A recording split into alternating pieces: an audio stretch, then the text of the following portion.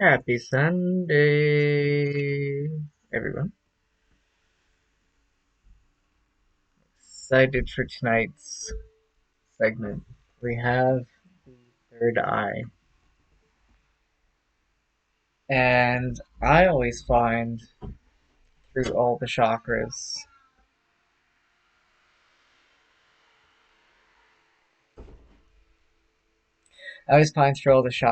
that the basic core of your root, your sacral, your solar plexus, and your heart share the most similarities. And when you get up into the throat and the third eye,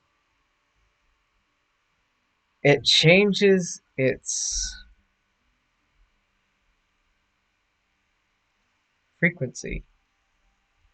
It changes its element, the aspect of describing it.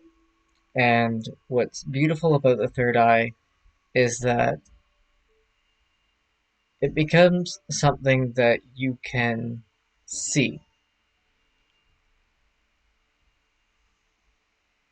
It's further and deeper than your imagination. This is the part of your brain that allows you to dream about places that you've never been. And it allows you to see what people refer to as other worlds, other realms, as if you have traveled there. One method comes through hallucinations, one method comes through imagination, one method comes through visualization. And it's always amazing to me that how each word can form its own picture in its head, in your head.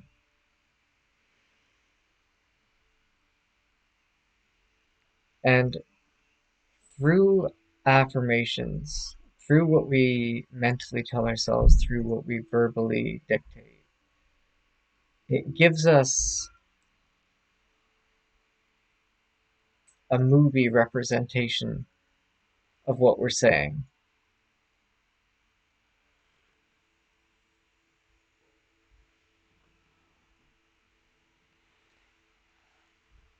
And by being able to visualize it, being able to visually see it, what ends up happening is our whole perspective, our conscious point of view changes upon a situation. It is through the third eye that you become the observer, and you become the observer of your own life, seeing yourself objectively. And when this takes place, you can be comforted in knowing that this is the inception of the energy of that chakra opening. And it is very far believed that when your third eye is open, what you visualize, what you think, what you imagine to take place is what will manifest. And some people who are very deep into spirituality and live through those states of enlightenment through long periods of time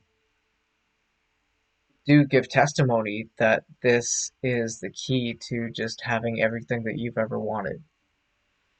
That when you think it, it can and will just appear by being able to live on the frequency of imagination and functioning, working through your third eye.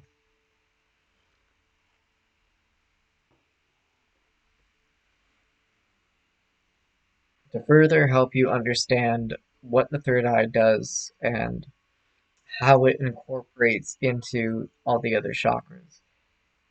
It is your explanation of how things are around you.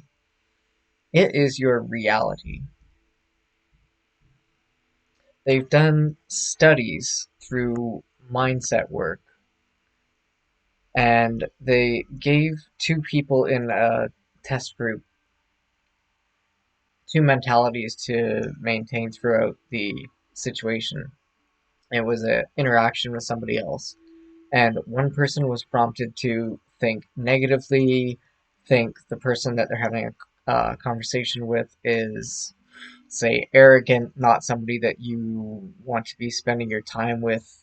Perhaps you're wasting your time having this conversation, giving the pretext that this is just a bad event that's going to take place. And in the same demonstration, the other person taking part in it was told to do the exact opposite. Told to imagine that this is, say, your best friend for such a long period of time.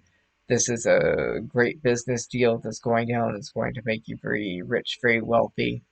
And then the third person was a paid actor just to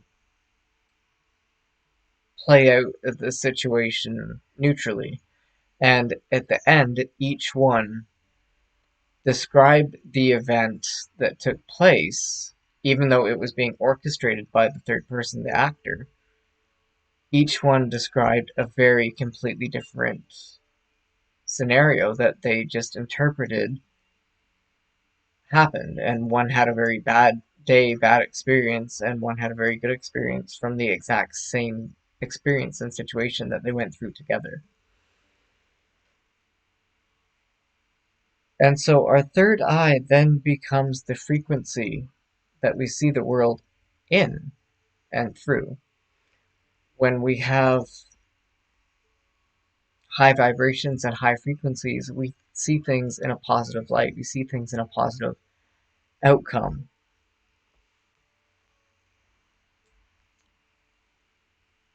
This reminds me of that picture where somebody is looking at a six on the floor, and between the two people, one is facing upright, one is facing upside down, and one says six and one says nine, and it demonstrates from a practical point of view how each one of us can have a different reality based on looking at the exact same thing.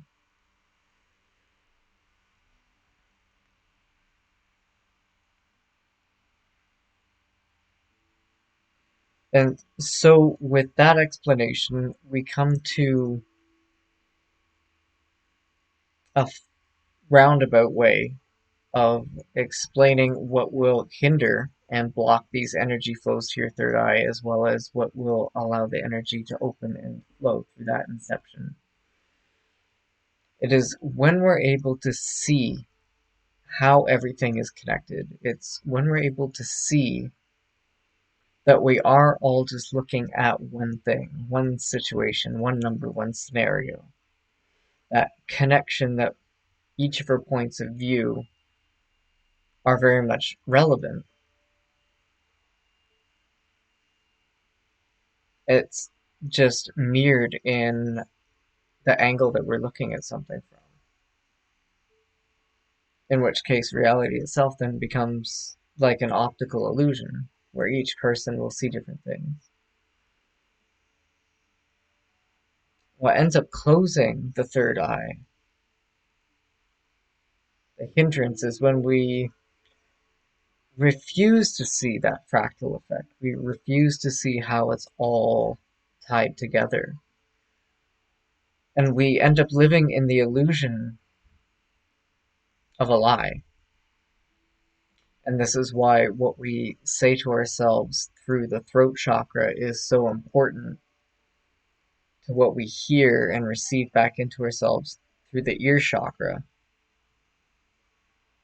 And then part of the ear chakra is the third eye, or rather, an extension of the third eye is the ear chakra. And when we see things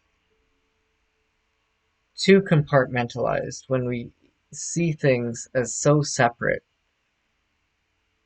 such a large divide, we then function through ego.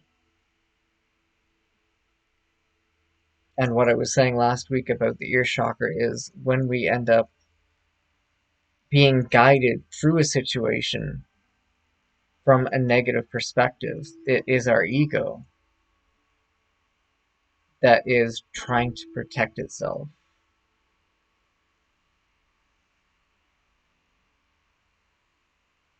And sometimes that happening, it isn't always a negative thing. Sometimes it can be for your benefit. And what's most important to understand about this is it is unintentional. And it's something that we will often see in others as they will see in ourselves. And it's the source of a lot of misunderstandings, miscommunications back to the third throat chakra. Back to the throat chakra from the third eye.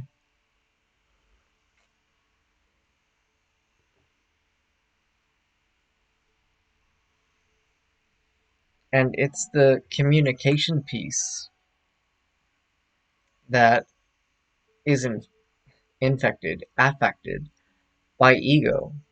And what we're seeing and functioning out of as ego through the third eye is bottlenecked and it can't release through the crown. And it will backlash down and out through the throat chakra. And it comes out in our words, in our phrasings, in the words we use to defend ourselves, how the ego portrays itself in self defense. It gets into what we say to hurt others. And this is also why, when we are able to, in a positive sense, look through the third eye from a place of love, that not only do we release the energies up through the crown, and it is also projected out through our throat chakra, which is why expressions of love through words of affirmation, through being able to dictate gratitude, appreciation, and thanks. And as I've mentioned with the previous chakras, it's very fluid how the chakras that are one on top of the other will be able to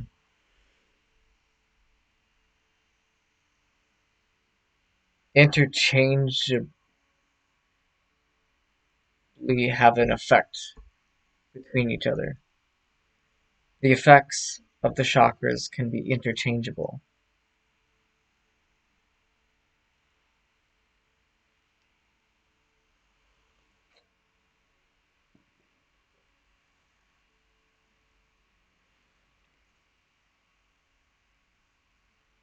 When we speak through positivity, when the energy exchange from the third eye is being transferred out through the throat chakra, this then becomes the story that we tell both ourselves as reality as well as others as fact. And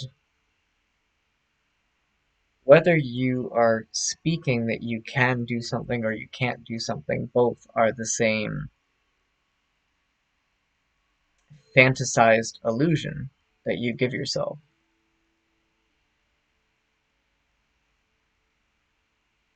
And the reality is that what we tell ourselves, our actions, because with the throat chakra being so interconnected to the solar plexus, your motivation, what we tell ourselves turns into our actions.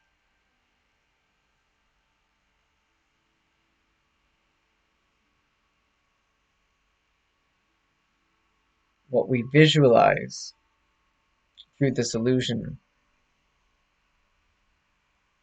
is directly linked to our solar plexus through what we tell ourselves and through what becomes reality. And then our actions feed that fuel to create those outcomes that we pre-perceived.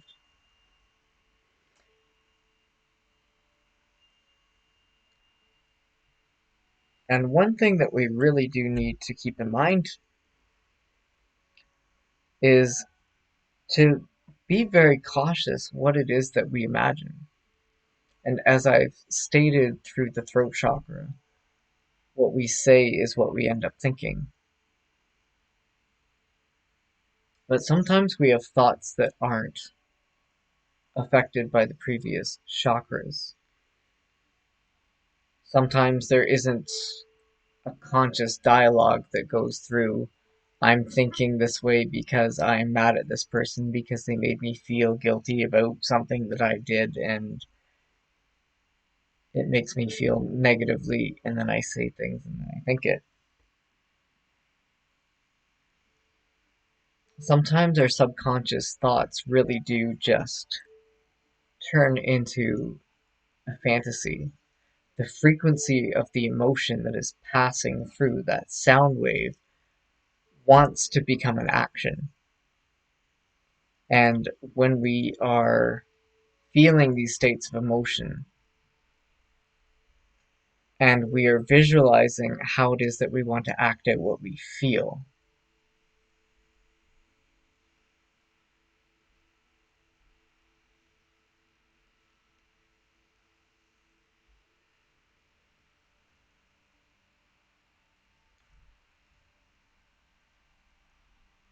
we are guided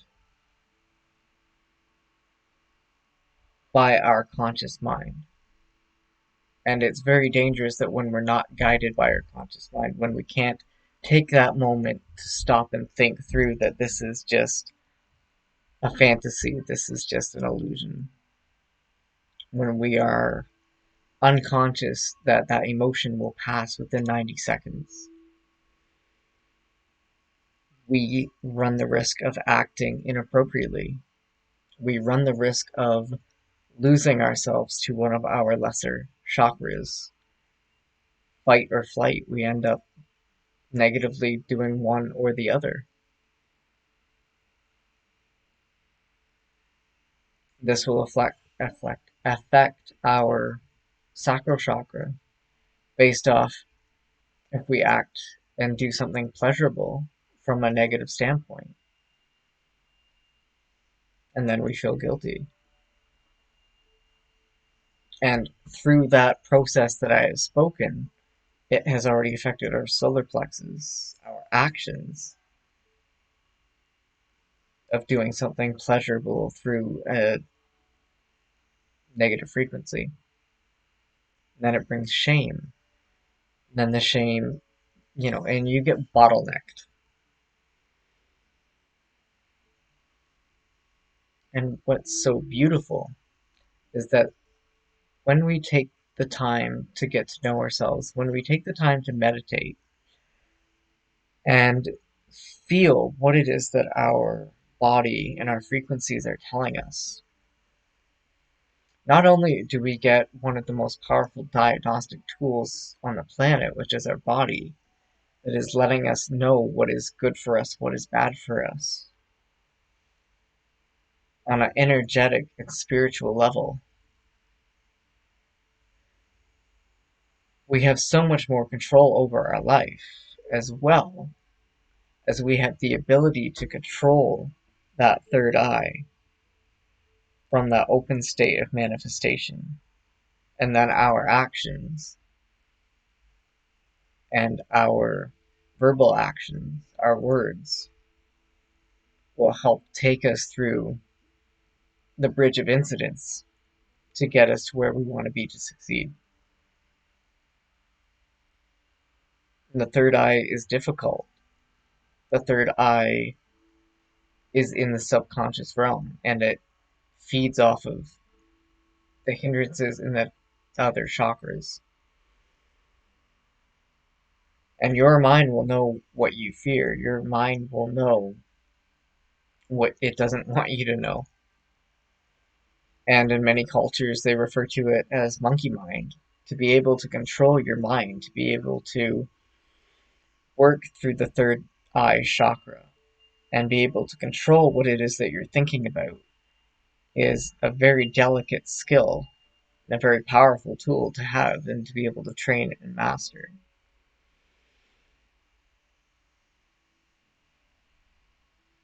And as I said, they swear it gets you to where you want to be. So one of the skills that I'm going to share with you is that visualization piece. It is being able to take a moment, 3 minutes, maybe 5 minutes every day, and you want to in-depth meditate on a goal that you have, something that you want to accomplish and achieve. And very much like explaining to a toddler for the first time the steps to make things happen, you think through, I'm going to put my elbow on the armrest and I'm going to lower my hand down and I'm going to curl my fingers around the cup handle. I'm going to squeeze and I'm going to lift. And when you are able to go into a deeper sense of detail, your visualizations will be more vivid, they will be more lucid, and they will feel more natural. They will have you in tune to how your body is physically going to make your dreams come true.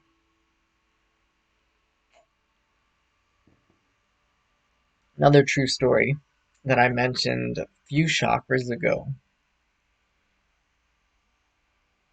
and this was a story about a man who was in solitary confinement in prison for quite a while. And the first thing he did upon his release is he went and he played golf with his friends. This is somebody who hasn't gone outside or played golf in, say, 5 years. And he plays golf for the first time, and he played a perfect game. And his friends were just blown away. How did you do that? How are you such a good golf player when you haven't touched a golf club in 5 years? And he explained that every day he would meditate and he would use his third eye, his imagination and visualization, and he would visualize through playing in immense detail full games of golf. And now the other case study that's more widely known for visualization is you. I have a really dry tongue today. I apologize, ladies and gentlemen.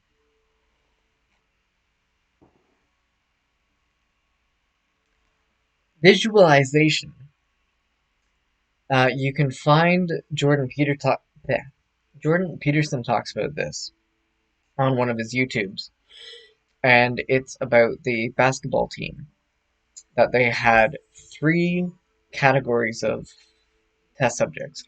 One were told to practice their, I believe it was layups, practice their skills every day for, say, 30 days. The other team, Team 2, was not to physically practice every day, but they were to sit and they were to meditate and visualize practicing and playing a full good game. And then Team 3 was told don't really do anything. Just take the month off and relax. And what they found was between Team 1 and Team 3, the one that physically practiced every day had the most improvement by comparison to the team that had not improved at all, as well as gone down a bit. The interesting find was that Team 2 that did not practice physically or tangibly every day scored just slightly lower than the team that had physically practiced and worked and trained hard every day for a month. And they have taken this into the spiritual science realm as proof that visualization, I'm just going to skip that word for the rest of the evening, okay, guys? Picturing things in your head will give you the success that it is that you're looking for.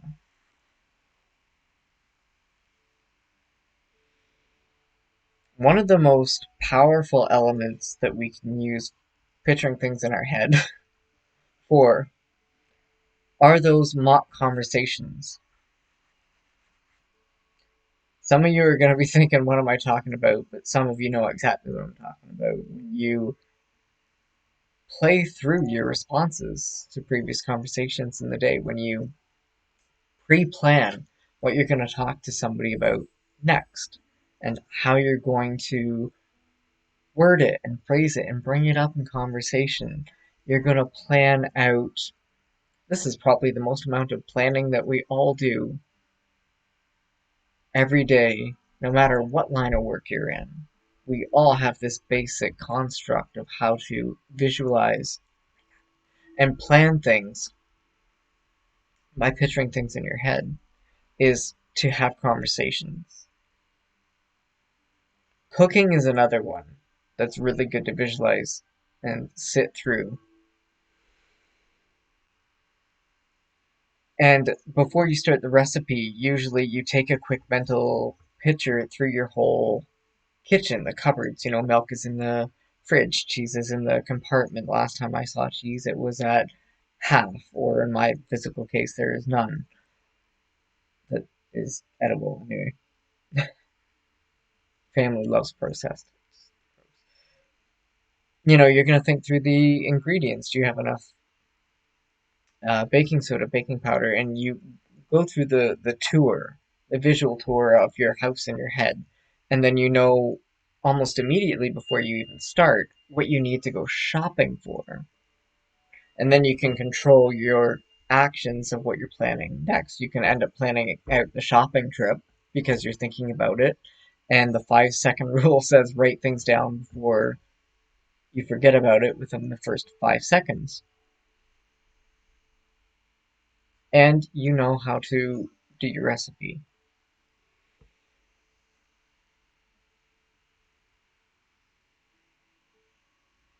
The best way to have mock conversations with people, and it goes without saying, and I know that people don't always do this because somehow we get stuck in this lower vibration where we want to argue.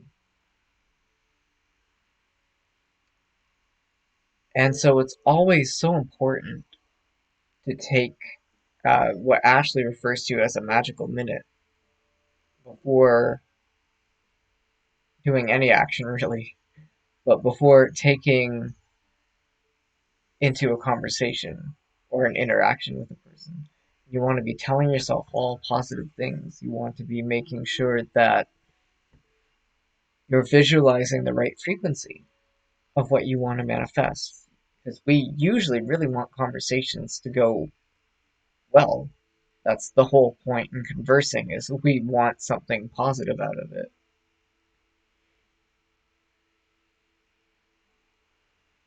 And so take a minute to connect with the other person that you're going to be interacting with. Take a minute to think about who they are to you, what you appreciate about them, what you're thankful for. How are they a fractal to you? A more practical example, if you're having an argument with somebody and you don't really want to be having an argument, think about the fractal of you that you see, that you know they're not responsible for, because you're only realizing to take responsibility for it as you realize it. If they're starting an argument, is it because you are the one who genuinely is just in a mood to argue? Can you be honest with yourself about stuff like this?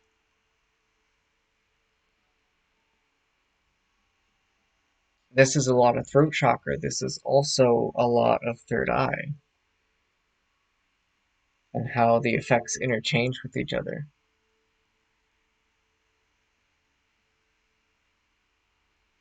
And words are perfect as a love language. The words of affirmation, when you start the conversation, go through that connection. Give them a compliment. I really liked what you did earlier. I really appreciate that you made cupcakes today. I really love that you were doing the dishes before I got to the sink. And when you take that moment to connect, to see how everything is connected, to be able to see those fractals, the energy hindrances will open and the energies will flow, and you will unlock your third eye.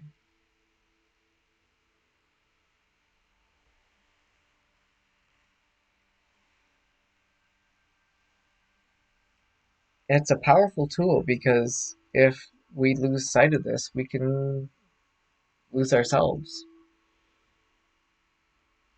We end up being blocked by ego.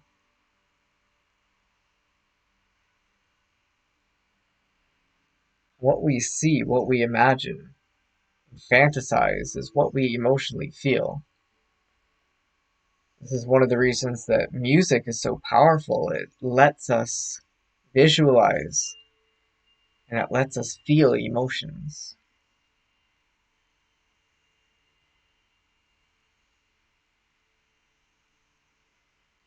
And we have to be mindful that when we are experiencing intense emotions based off what our imaginations are telling us, essentially what we're feeling, that emotion can get tied into it and it does manifest based off the power of the emotion and the frequency of the emotion. So if you are visualizing something out of fear and you're genuinely feeling that anxiety, that depression, that panic, if you are in a spiritual realm and state that you have opened your third eye, you run the risk of manifesting those fears into reality. And it goes back to being able to control that monkey mind, control your thoughts. Remember that your emotions are just fantasized feelings. I heard that a while ago that your fear is just a fantasy. You are fantasizing the worst case scenario.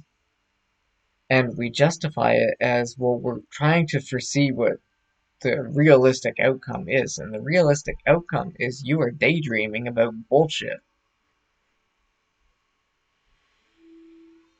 And when you can understand that, you can visualize,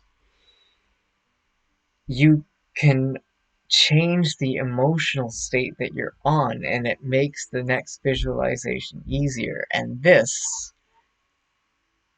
in full circle, has described meditation. Being able to sit and meditate through positive self talk, positive outcomes.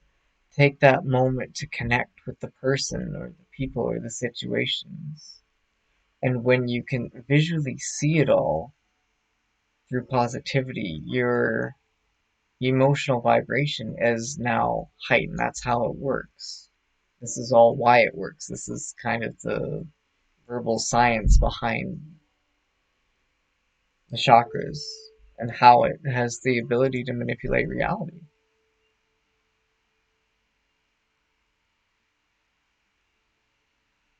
And it's so easy for people to just tell us, oh, think positive, chin up, eh? Or that old man up.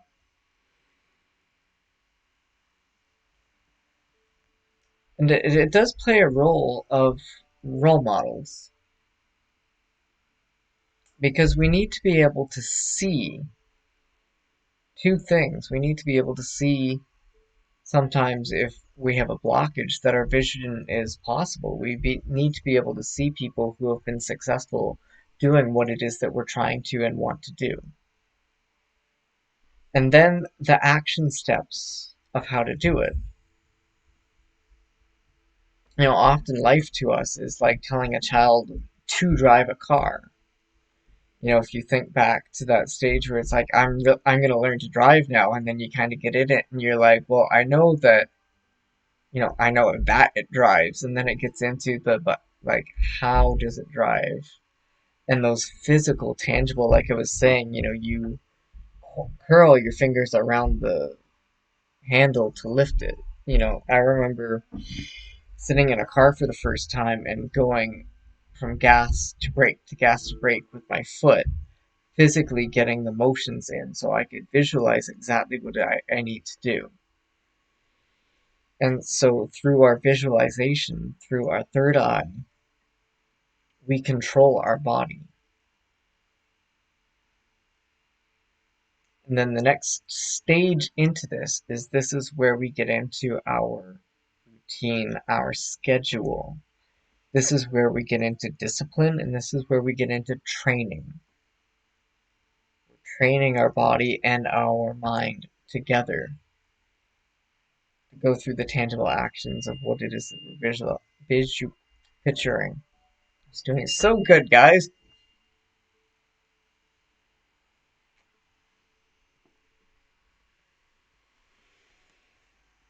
And then the cycle kind of repeats itself because you sit down and it's like, okay, well, how do I do my schedule? How do I schedule it all in? And then you got to sit through and visualize going through your day like you tour through your kitchen when you're going to cook a meal.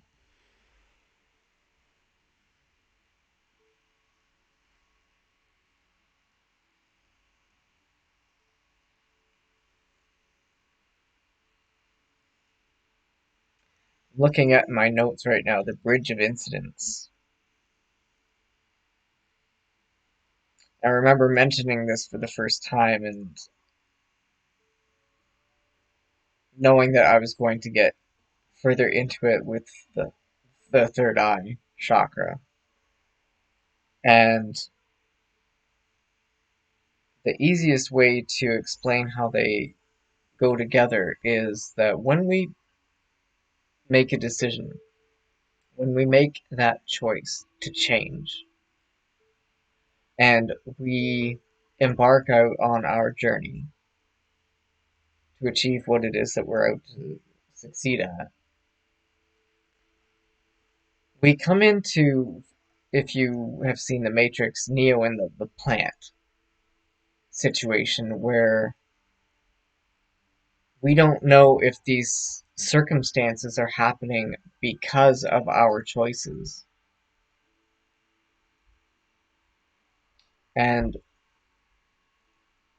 what has been known to me through mental alchemy and what has been depicted through other ancient books of text around visualization and manifesting your dreams into reality is that these situations that are negative, that are just so frustrating, the situations that make you want to quit, are put there as part of your journey.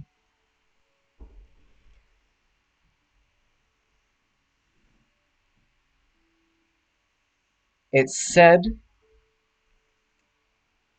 that when you think you've got everything figured out, when you think all your work is done and there's nothing left to do, within 24 to 48 hours, the universe is going to test you. And you end up in one of these the plant is broken situations.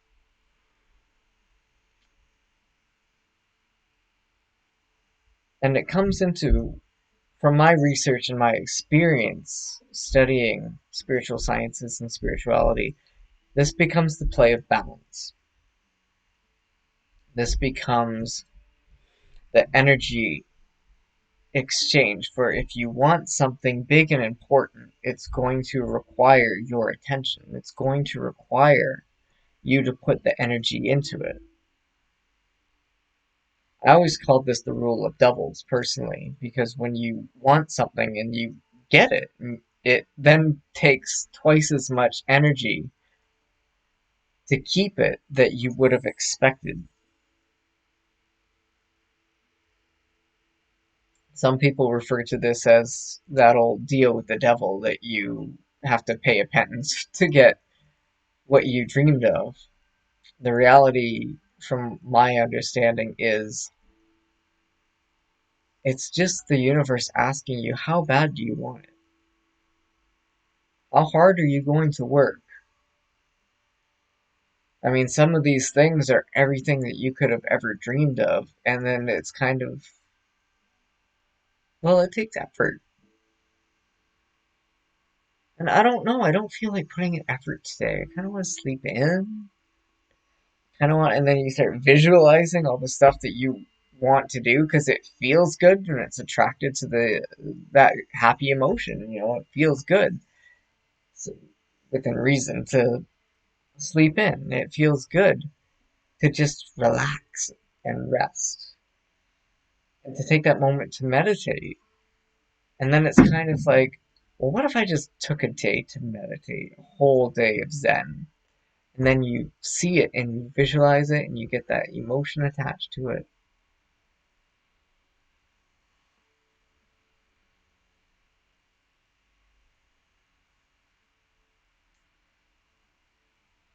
And as I was saying, when you want something that is meaningful to you,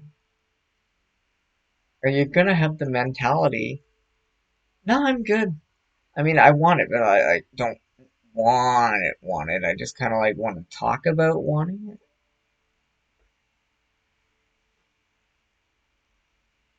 Anybody ever known somebody who does that? I mean, one example is, these trucker rallies. There's people that keep saying, I want to go, I want to go, I want to go. And then it's like, well, why aren't you going? Well, it's like, I want to go in spirit because they don't actually want to go.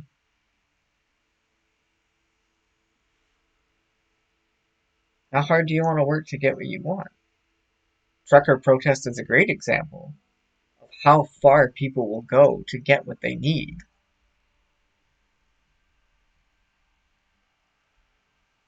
The truth is, the act of rebellion against yourself is what you need.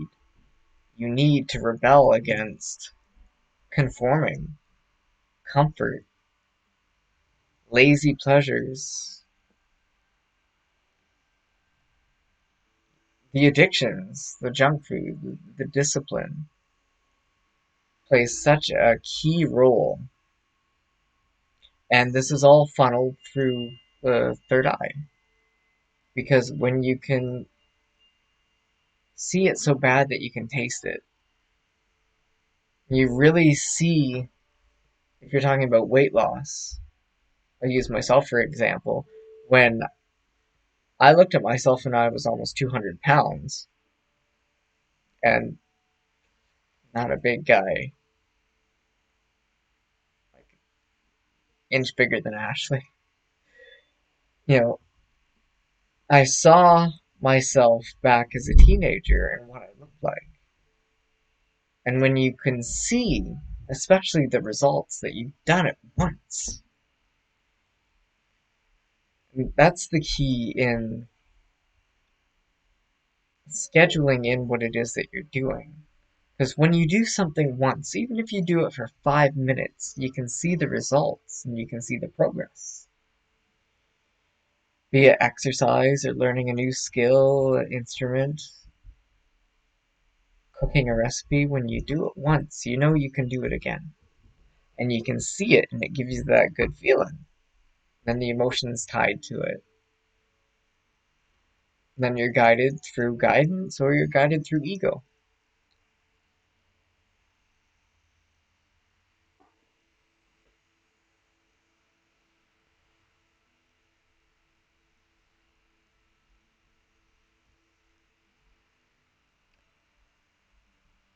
And yeah, to touch more in detail with the Bridge of Incidents,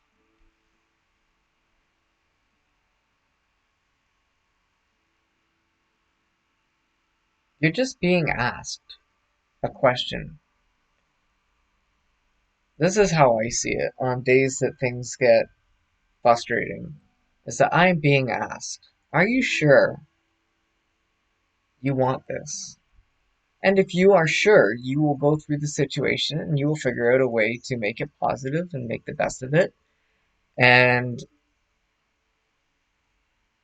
what's that old cliche? You put a bounce in your step and a song in your heart, and off you go until you get the next frustrating day. And it always seems to hit you when you're not expecting it because you really think, I got it. I got this all figured out. And then you're just being asked one more time, are you sure?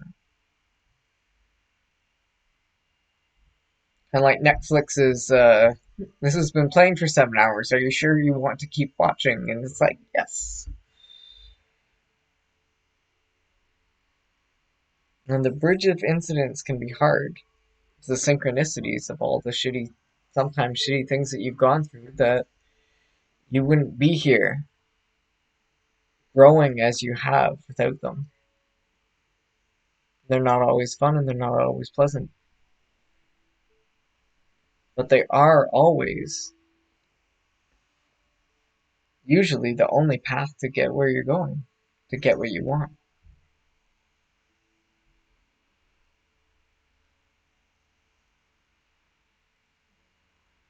Just looking at the time here and what I would like to do, because some people, good friends, their bridge of incidents is causing their family members pain. Some of our own people have needed to spend time in the hospital lately. There's been more requests for Reiki in the last few weeks as well. And I'm going to take this moment and I'm going to give Reiki to each and every person that has reached out to me, reached out to us, because their bridge of incidents has been hard and harder than the normal. Not possible. Nothing's never harder than possible. So I ask you to join me all.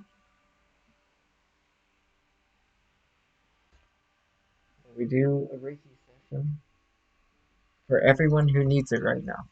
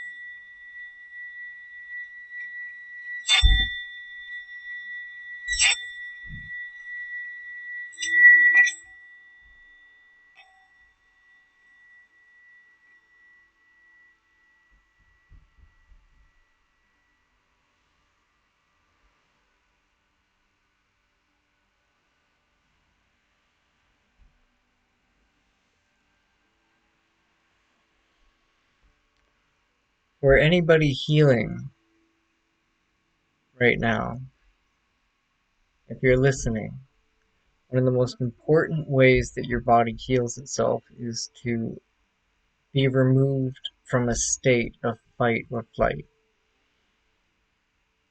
Most commonly, the stress built up in your body, those trapped emotions, are what cause your physical ailments. And when you can relax, when you can take that moment, work through your chakras, and allow yourself to fully feel that you are safe and that you are secure, and that your body can relax, that it's no longer feeling like it's in a state of a life or death situation, your body begins to heal on a much more in-depth level.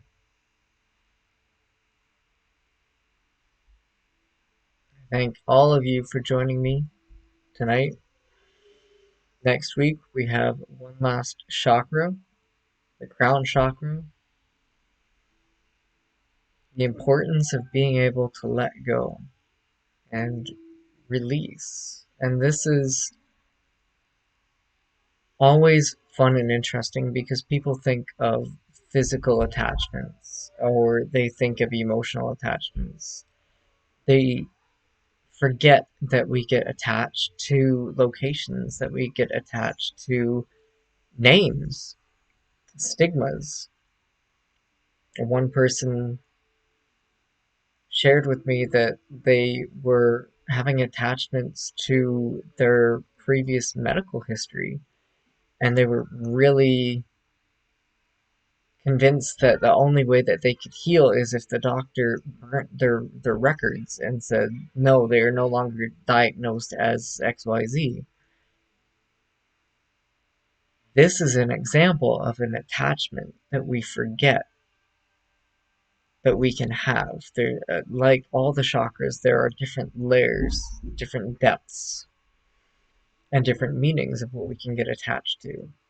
We can be attached to a loved one, we can be attached to a fear, we can be attached to a visualization of an outcome that we want, and we don't want to accept things any other way but what we've imagined and predetermined in our head, causing depression, anxiety, insomnia.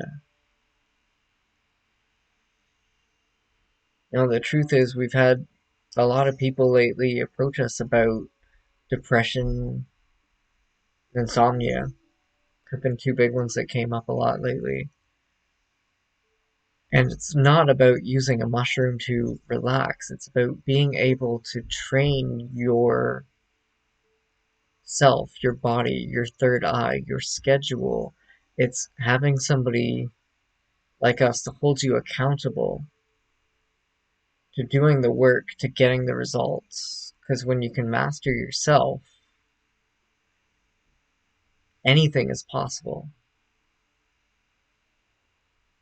And the best way to master yourself is to work with someone, a mentor, like I was saying, to be able to see the results and the outcomes and the action steps is one part of it. And to have somebody like Ashley, for those of us who are working with her through these programs, hold you accountable to make sure that you're going to get to where you want to go. Now imagine if you're climbing Mount Everest and you tell your Sherpas, no, no, no, I'm good, I'm going to sit down, I'm going to take a break here. And they're saying, no, the storm bad, polar bear hungry, ice cliff, you're going to fall off it. Like, this is not the time to sit and rest. To get you through that bridge of incidents, that frustrating day. That's how you heal. If you have any questions going forward about what we've talked about here tonight, if you have any questions about what Ashley talks about at her 12 o'clock, please feel free to email us. Our emails are in the description below, as well as they are Ashley at elementalgrowth.org, as well as Tristan at elementalgrowth.org. You can email us testimonies, you can email us questions, comments, and even suggestions for topics that you want to see us cover in the future. Thank you all for joining me tonight, and I will see you next week.